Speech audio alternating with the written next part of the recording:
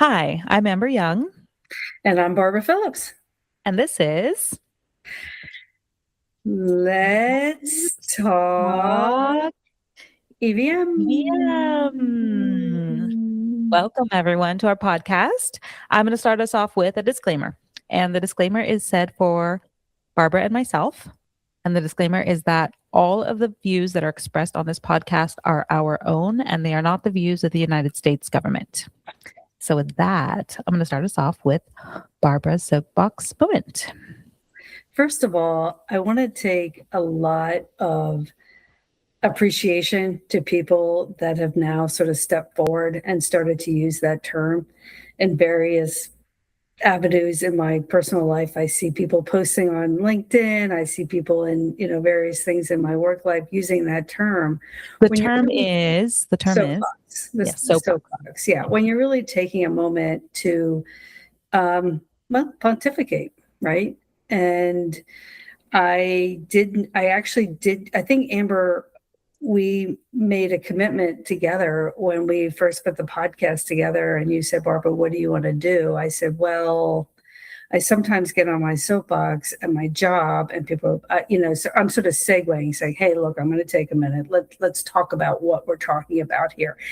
And it does harken back. I think it's Kensington Park in London that had the original, like, it's a box that you would carry soap in, and people would put it down, and they would just, and I've actually been there one time, and there is somebody standing there really talking to nobody in particular, which might be the case here. I don't know. But talking about what they want to talk about. And it's just an opportunity. And I always appreciate, Amber, when you extend it to me. And so today, what I want to just mention in my soapbox moment is history. Just a whole big giant topic. And of course, this segues beautifully with our guest, but it's a surprise. So I'm not going to spoil it like I do sometimes with our celebrity guest today. But how if you don't learn from history, you're destined to repeat it, or whatever those cliches are. I just think that a lot of the things, Amber, we've been having on the podcast lately have been hearkening back to history and lessons learned or lessons not learned.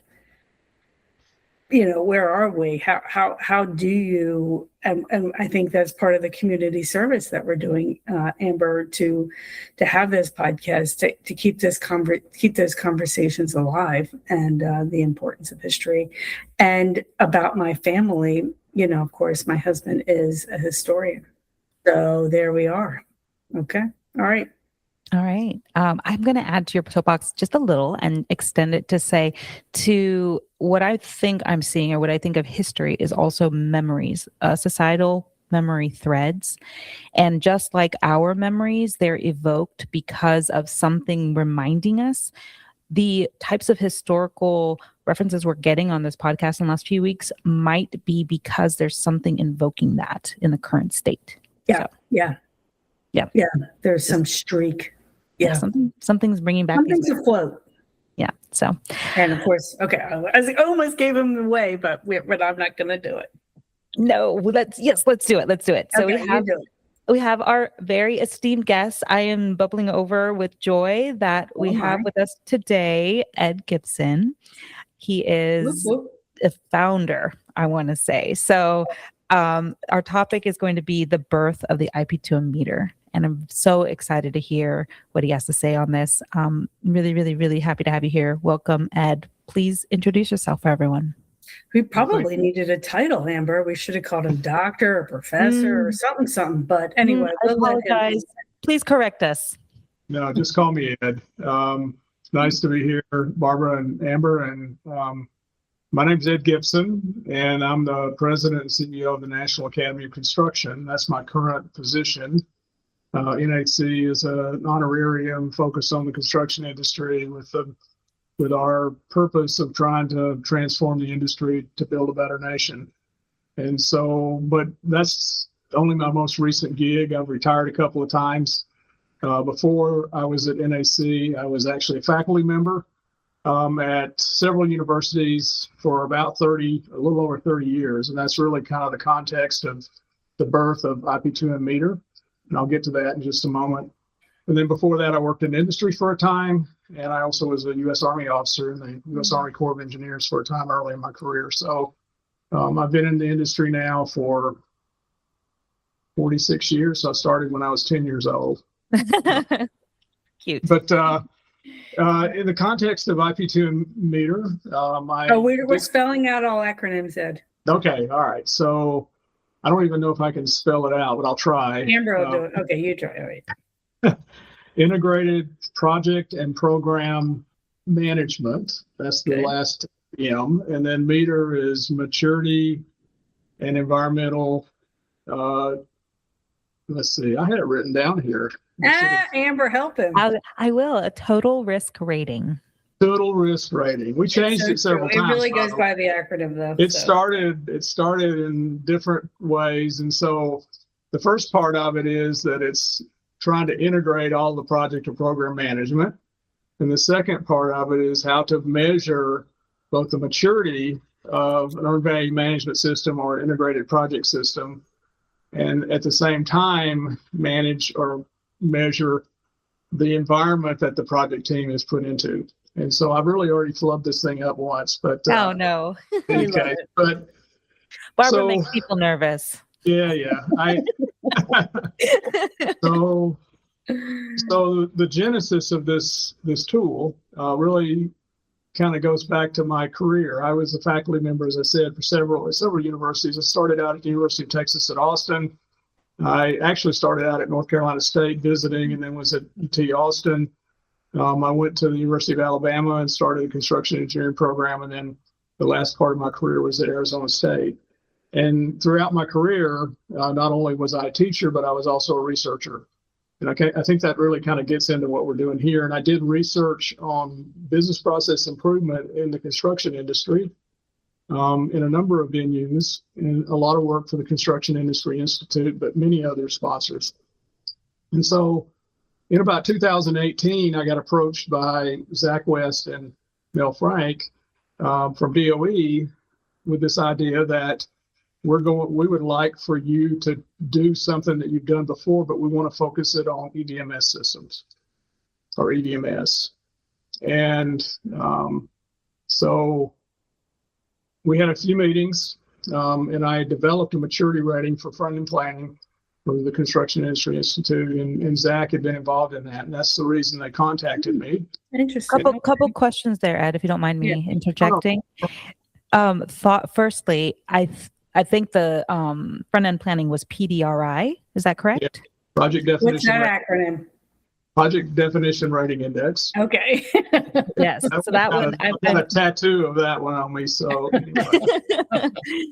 Very good. Thank you. And then the second question is, prior to working with Zach and Mel, how much EVM exposure had you had? I had some in manufacturing when I worked in private industry, and just a little bit. I'd been involved in project controls, but not a lot with EVM for complex capital projects or complex projects, which is what this subject was. Right. And so maybe that was an advantage. I might have said no if I'd had some background in that. And they contacted me and said, we'd like to do this and something similar, maturity. And, we're going to fund this through DOE. It's going to be a research project. We had these meetings, and I'm like, what I'm hearing is you've already got the answer, and you want me just to parrot the answer. And I said, I don't do that, especially this late in my career. I mean, we're going to do this as a research project, and it's going to have rigor in it. And here's the steps that I think we need to take to get there. And I said, and by the way, some of the answers may not be the right answers that you're looking for. It's a research project. And so they said, okay, I don't know if Mel was too fired up about it at the time. I think eventually he got very fired up about it. Zach was like, I knew Ed was going to say that. And so we started the project, I think, early in 2019. And we immediately started discussing definitions. And I think we had a face-to-face meeting in Colorado, and we were like, well, what does EVM mean? And what does EVMS mean?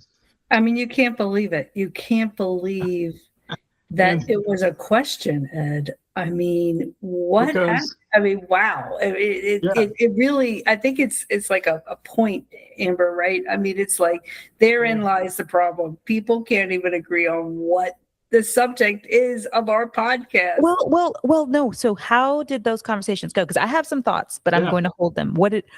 Yeah. We had Sorry. one of the things I insisted is that we would have a research team. And what that means is like an advisory board that I meet with periodically, and they give us feedback and all that. So we had close to 30 people on the original team. 30 people from where? We had all those people, and it wasn't just DOE. I mean, we had people from lots of different organizations, private sector, public sector, names of people, some of the people you've interviewed already. And we sat down and first thing we did is say, well, what's this mean? And that was a 4-hour exercise of everybody getting their opinions out. Yeah. And I think for me, what I would imagine is they all had very strong opinions on every single word. Right. And absolutely. And what happened was, I mean, I remember one of the first ones said, well, I think EVMS is a 4-letter word. Oh, no. I said, well, I'll write that one down. And we just kept going. And we just had all these definitions, and then we talked about EVM and, what is EVM? Well, it's the management, it's the use of the information, right? It's the use of performance information. And the system is what collects the information through all these different things, looking at the scope and schedule and cost and the output of it. And then we can manage our system. And it was like, oh my God. And people had it completely upside down. They were calling EVM, EVMS and EVMS, EVM. And I mean, there was passion in that room. And so we finally came up with kind of a definition of what we thought it was all about. And we had done some literature review before we ever got in there. My research team, Manira Lasmar, and we had some good graduate students. And so we started out with a definition, and I put it on the board after they all Feel free to talked name about names for those graduate students if you want to. Yeah, it was I've got Bartni Aramali, Hana Sabuskani, and Namho Cho. So we had 3 that were very involved in the study, and they were great. And so then we showed them our definitions from the literature, and they were like, that's completely wrong. Oh, so we had to go through a wordsmithing thing anyway. And I feel like this was just the beginning. This is like the first of the trial. And I mean, I hate to overuse the term trials and tribulations, but this is how it's a riddle. Yeah, exactly. And it wasn't something that I was not expecting, because I'd been through this on other studies. So I brought a lot of knowledge of how to do this stuff. And I knew, this is the storming phase of any project. And there was a lot of passion, and there were people in the room that didn't like each other, and people in the room who knew each other for a long time. I mean, if you go to our information, which is available online, you can read all the people that have been engaged in this from the start. Right. True. And but we ended up with a definition at the end of the day, which was nice. And we also were working on questions that we wanted to ask anyone about. What's your definition in your company? And things like, do you measure maturity and stuff that we'd like to find? And we put together a survey and conducted it that summer. And I think we had 294 responses, and they were all over the world. Wow. Both government and industry. We wrote about it and everything. And they didn't like our definitions either. About 80% of them like EVMS, about 75% of them I want to raise my hand right here. I don't like the definitions currently. Again? Yeah. I still don't like the definitions.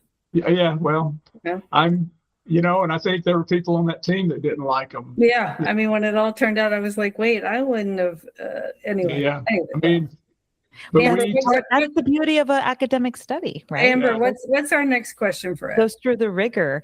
So I really, really, I know there was extreme rigor in the study. So if you want to kind of give us a little synopsis of the extent of it, and then we'll move to our kind of meaty next question. Yeah. So we decided that we wanted to look at both maturity and the environment. That was one of the big decisions early on. How come you And made that decision? What triggered it that was decision? because of all the discussion and what was the Okay. feedback we got from the surveys. It was like, there's a technical part of this and there's a people part of it. Yeah. And everybody in the room was going like this or like that. And we finally said, well, let's look at both of those. Yeah. Yeah. Okay.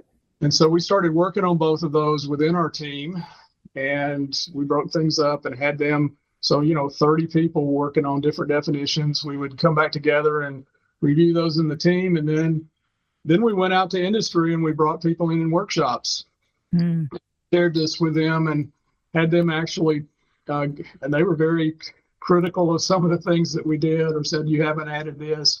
Yeah.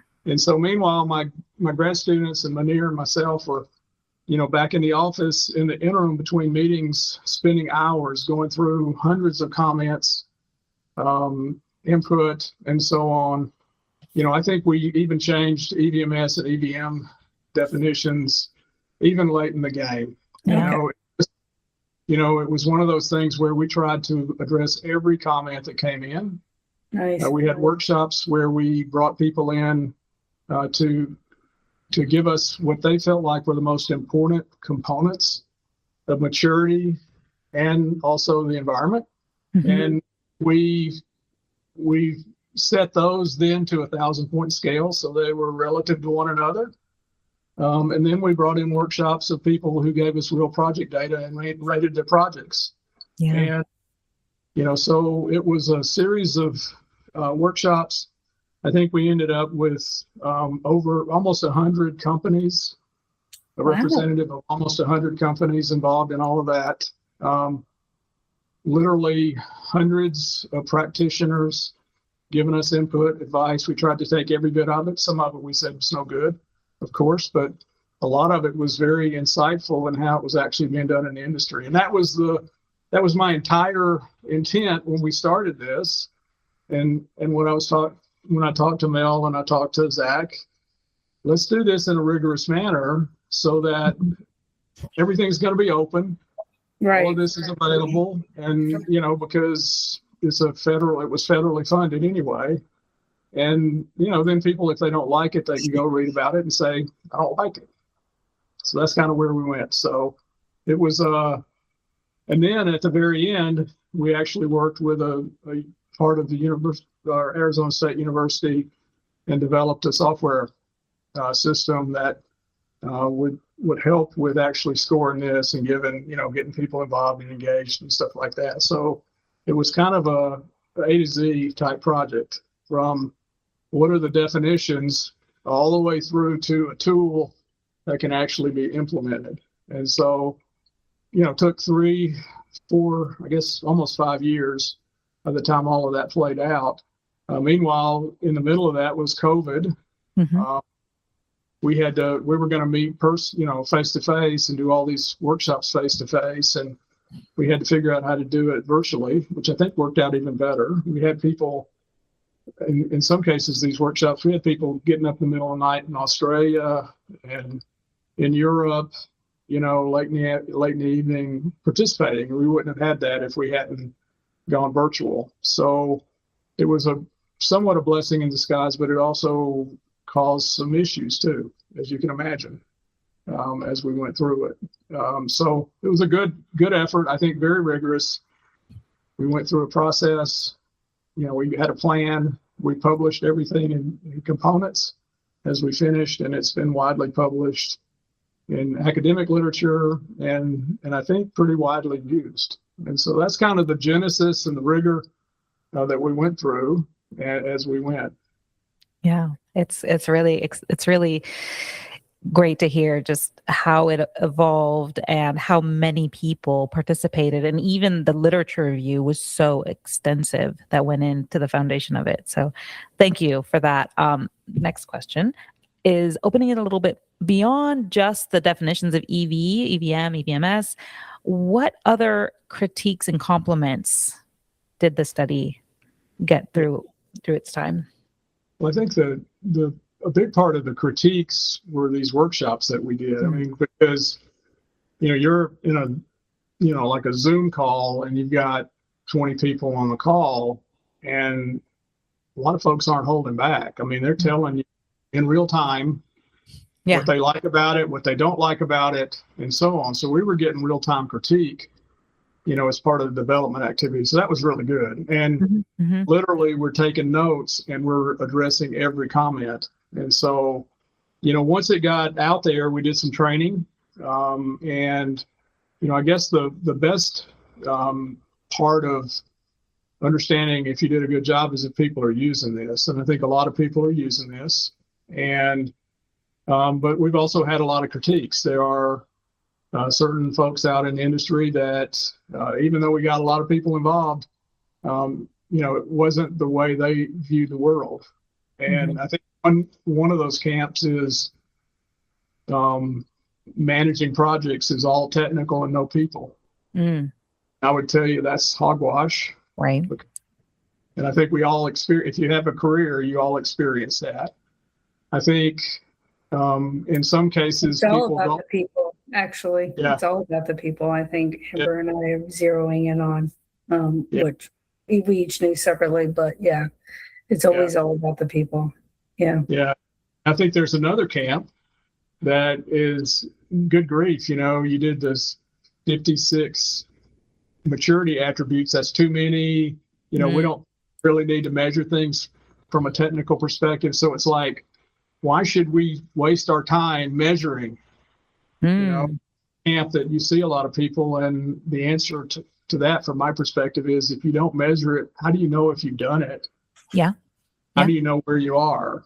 And so we've gotten a lot of critiques, and we also have people that don't like the definition of EVM and EVMS that we came up with, and all that. I've had a lot of people, not a lot, but I've had a few people who've come back to me and said something to the effect of, well, why didn't you get industry involved in this? This is all an academic study.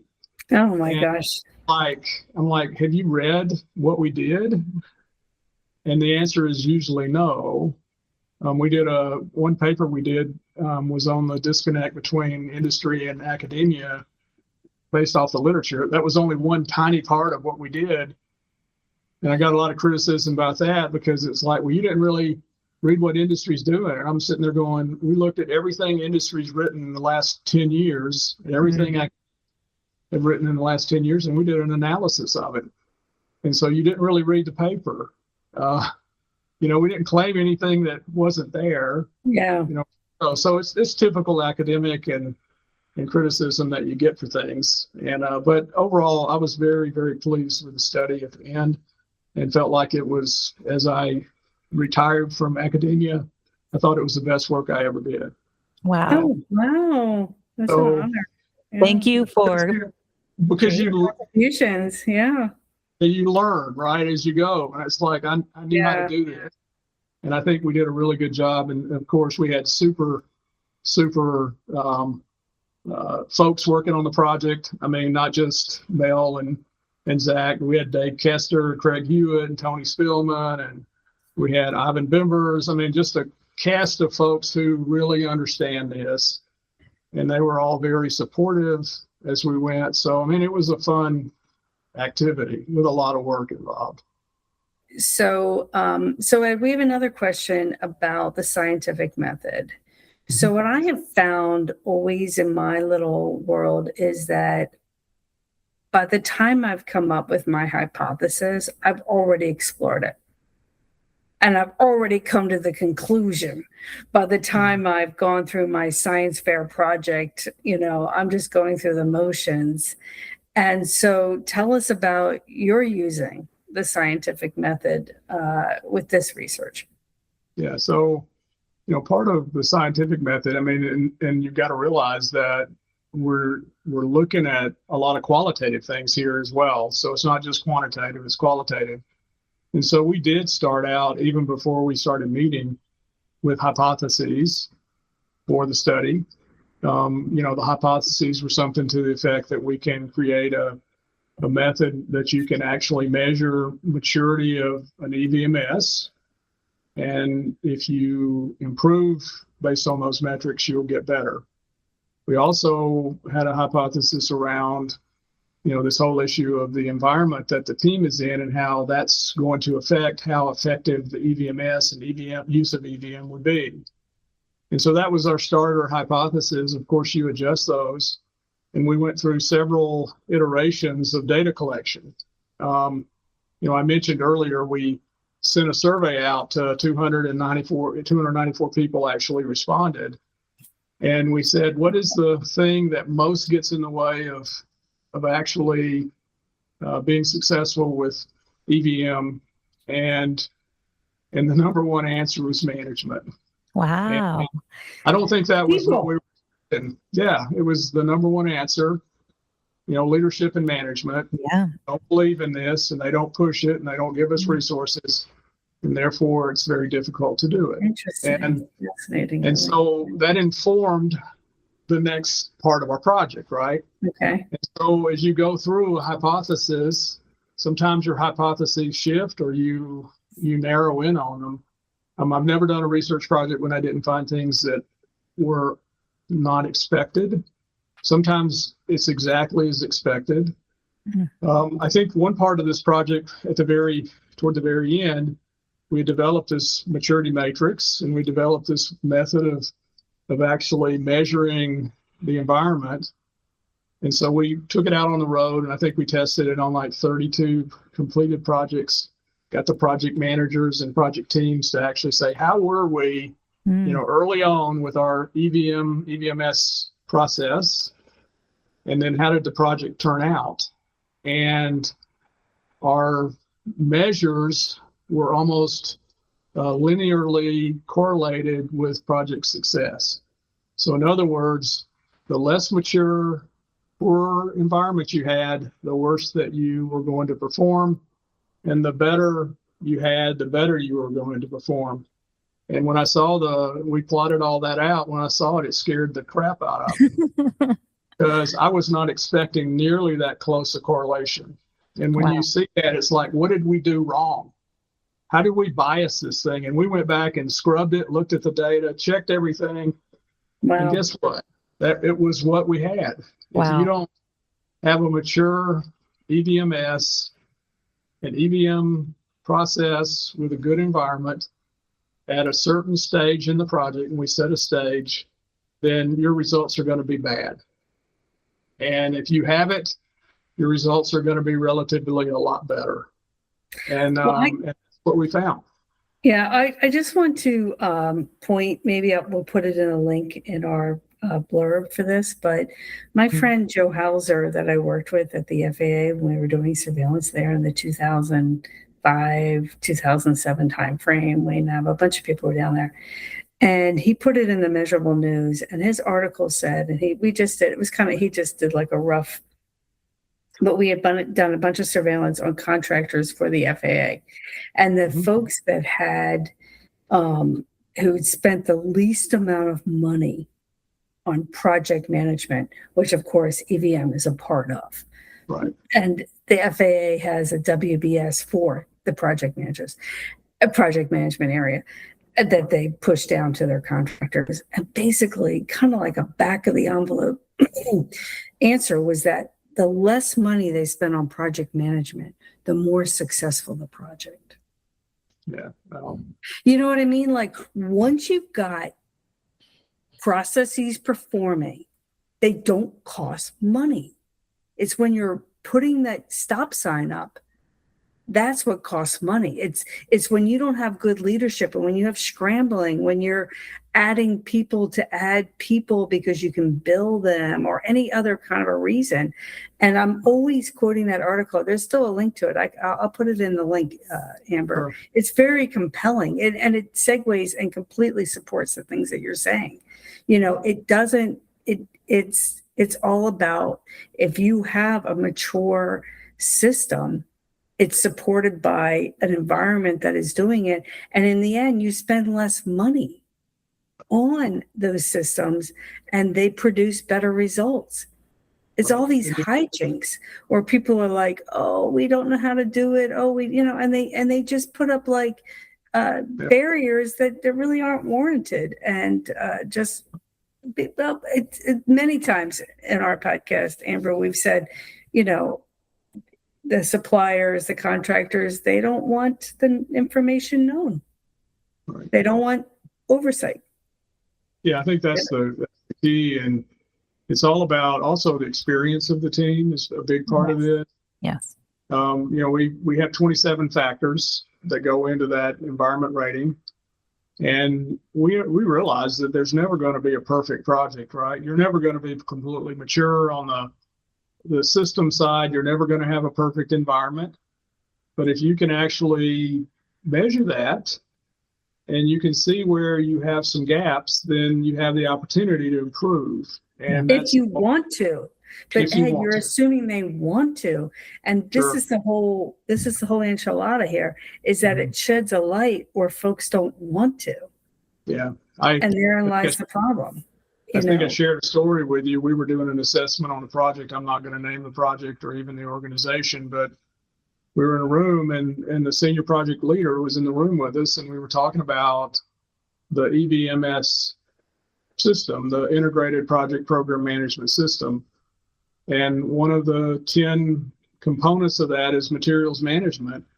And, you know, I asked the question, you know, here the next 4 things we're going to talk about are materials management. This leader says materials management is not part of managing, you know, EVMS or project management, and was adamant, we don't do materials management, and was also pushing back on a lot of other stuff. And we got out of the project, and I went and talked to the person who asked me to do it, and I said, this project's in big trouble because senior leader doesn't understand what he's doing and is not going to listen to all the people working for him who are going to tell him that this is important. And so suddenly you've got an environment where everybody's going to try to bail out. Yeah. And what I understand is that's what happened. And we predicted it a year ahead. You mean turnover then? Yeah, Or turnover. Project. Yeah, and turnover is also an issue, right? That's an environment issue.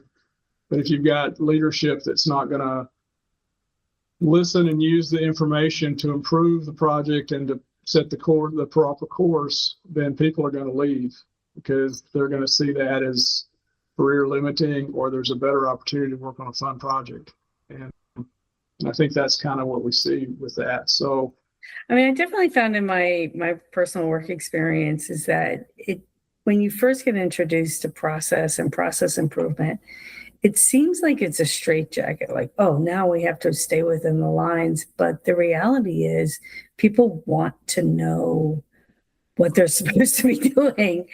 And the trick is to change the process when it's not performing for you, that you don't work for the process works for you. And that's like a very, very difficult concept to enact and perform to. That, hey guys, we're all not doing it this way. Let's write it the other way. You know, they think, oh, we have to continue to do it this bad way, but you don't. And I don't know. It's kind of like Roxy and her big bad BCP, where, you know, people don't realize that change just is. yes. It's neither good nor bad.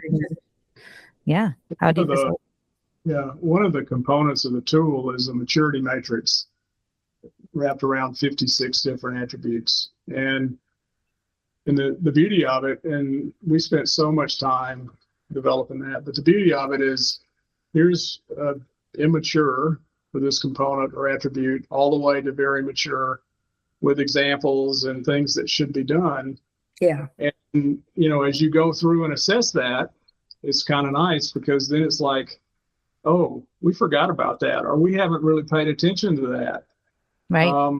And they learn as they're taking the assessment, right? They're like, wait, we're supposed to be? Oh, I didn't think. Yeah, to your point. Yeah. And so what's happening is you're creating also a list of things that need to be addressed at the same time you're assessing the project. So it's a very active learning type environment. And, you know, at the end of it, you don't have to do anything. I mean, you may say, I've heard all this, I just ignore it. Or maybe, as you said, maybe we fix things as we go. We try to integrate pieces together. We try to make sure that we understand, you know, all of this materials management that plays into everything that we're doing, and maybe we don't have our scope completely nailed down, and maybe we need to go back and really nail our scope down, and so on and so forth. So it is a way of self-assessing, and in conjunction with a good team environment, then the team will figure out what it needs to be doing. And that's why we built that model the way we did. It's not just as a way of measuring you and telling you that you got a B- on your report card.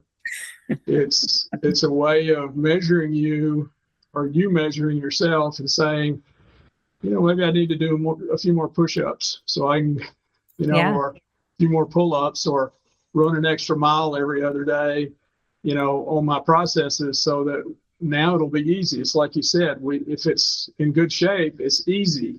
Yeah. Self-propelling. And it costs less money. Yeah. There's a lot of evidence it costs less money. You're going to spend less money, and you're going to have, because you know what costs money? Turnover. Disgruntledness, irritants, things that are not working, the storming part of any sort of maturity, right? Yeah. Yeah.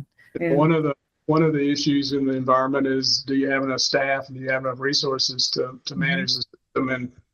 And we all know if you don't, the people who are in the system get overworked, and eventually they're going to find somewhere else to go. And so a lot of these, work together in causing problems for projects. And it's just, it seems like it's so simple, and it's just not simple at all. So it's people. That's why, because it's people, and people are not simple. It's the socio-technical approach, right? Bringing in the other dimension. Yeah. Yeah. This is a socio-technical endeavor. And so many times people are focused on one side or the other without realizing they have to work in conjunction with one. I think that's the whole piece here that we actually proved. Yeah. Yes, you've proved. And we like to say, or extend it, that the maturity is a function of the environment. Exactly. And we actually were able to measure that as well. Yes. As a function. And I think up to that point, no one had ever proven this. And in fact, if you look at all the socio-technical literature that's been out for the last 40 years, most of the proof has been in case studies. They'll write this, and they'll have a case study, and they'll talk about what happened, blah, blah, blah. We didn't do case studies. Well, we did, but that was later. We just looked at 32 projects and measured, and it's empirical. It's not perfect, but it showed that there literally was a relationship between these things. And if you pay attention to the social side, you pay attention to the technical side, in conjunction with one another, your projects are going to be better. One more really big question for you, Ed. So you talk about the projects, and I remember thinking to myself, I didn't 100% appreciate it, just to be honest, because it was in the rearview mirror. Mm-hmm. Right. So those were completed projects. You did interview, project managers that were on it. So how do you feel about the effect of using it on in progress projects? Do you feel that it so immediately influences it that what does that do to the potential, data analysis in the future? Like, well, that's always the big question, when you're doing project management research or any type of research with situations like this. If you and we did do in process, right? And a big part of that was trying to observe how people interacted, and if this worked, and people would. And so, but once you start using it, you can't turn off people's brains and ears. And so they hear what's going on. And so it affects what's going to happen into the future. Even the most closed-minded people, will not, they will hear some things that get through. So it's very hard to collect data future forward. But it becomes very volatile, I think. Yeah, it does. And these projects last 5-10 years too. So, it's very difficult to do things and then say, how did it do? And what was the reason? I don't know. Amber, I know we're out of time. I know. Yes, I know. We want to keep going. I just want to make one more comment and get your feedback on this, that a lot of people have loved to look at independent EAC data, independent estimate completion data, at the 20%, at the 50%, and said, well, how did the project turn out? Is what they said at 50% how it turned out? Right. And in the minor access I've had to data analysis, and I can see you're shaking your head. You can't, because as soon as you've done that analysis, it immediately influences corrective action. Sure. And Well, so sure. it's really frustrating to do that research, and people want to believe in that. Everybody wants to just divide the CPI into the EAC or combine the CPI and the SPI, and they want to do all these sorts of things, as the efficiency to date is predicting the future. But as soon as you point it out, it changes the future. You're reminding me of physics and like Well, Heisenberg. Yeah, me too. I love physics. Love Yeah, me at some least on- physics. At least on complex capital projects, construction projects, a better measure of performance would be how mature is the scope at the end of the design, at the end of the planning phase, which is about 30% of the design complete. And what I've always said is, if you have a really good scope, you can still screw the project up. If you have a very poor scope, you're always going to screw the project up. And so, there are other factors that come into play besides, EIC and other measures, that are sitting there.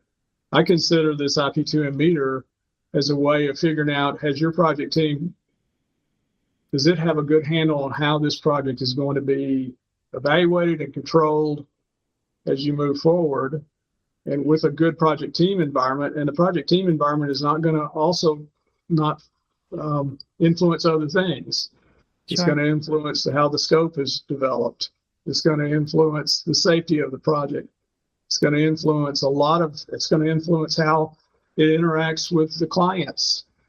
And so there are a lot of other factors in a project besides integrated project program management or scope definition or safety. I mean, I don't want to influence future research. I guess you're retired, but what about the TRL? What about the technology readiness level? That's something that's constantly assessed at where I work, and that TRL is very important to a go no go decision. Well, years ago, when I first started looking at front end planning, early project planning, and the two things that could really throw a project off early on is the technology component and the location component. And if we didn't have a handle on technology and if it's a project with no new technology, great, let's blow with it. But if it has a lot of complexity around technology, and we don't treat that specially, and it's not part of the scope, and it's not part of our contingency and how we're going to handle it, then we've just said we've decided we're going to screw up. I mean, that's just the decision that was made. We're going to screw up, and so don't get upset at us when we screw up, because we decided that we have kicked that can down the road, and it's not going to happen. And so that's why I say that this isn't the only thing that's going on in the project. There's, technologies on the project. Now we have workforce issues. Right. Politics are in there.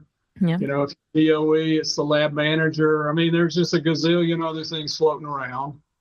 But that's why I think that environment piece is so important, because that environment, if you have the right environment on the project, the right leadership, it's going to be able to handle those other things as well. Mm-hmm.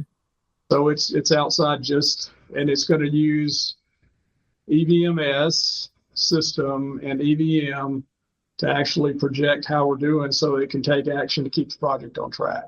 Make those decisions faster. Yep. I think that's the piece that we have. So technology's a bear, and some organizations have a lot more of it than others, like NASA, or people in the, some of these nuclear projects that DOE does, and a lot of technology issues of concern. But you can manage that if you know about it. A lot of times teams don't even know about it. They haven't even considered it. They think everything is all in the can, no problem whatsoever. And that's poor environment. So great. I think we're good. Yeah, this is fantastic. Yes, we have more questions. I think I'm going to close with one statement, and that is that the IP2M meter study results are publicly available because it was sponsored by the Department of Energy. And I know that you can access those in multiple pathways, but one, ASU, Arizona State University, has it published on their public website. We will put that in the podcast notes, but it's essentially, if you were to Google ASU IP2M meter, it'll all be there. Similarly, Department of Energy publishes it as well. Same type of thing, DOE IP2M meter. So I think if you just did IP2M meter, you probably find most of it. And currently, I believe there are 6 journal publications, and counting. So, and they're all public access. So they're actually posted on that site. So you don't have to pay a journal publisher to actually get to them. Nice. Everything we did, I think I figured it up. It's just the reports were somewhere in the almost 1,000 pages. The journal papers as well. So we wrote about everything that we did, so you can go in and find out about it. And if you have a problem with it, get in touch with me. I'm happy to debate anything on this. I think we did a good job, but certainly there's room for improvement every time. It's kind of like EVM, right? So yeah. there's always room for improvement. More maturity. True. Wonderful. Right. Okay. Well, I think this is a great environment to talk about it in, and we really, really appreciate your time. Thank you very much, Ed. Thank you, Ed. I really do appreciate it. And that's it from Let's Talk EVM.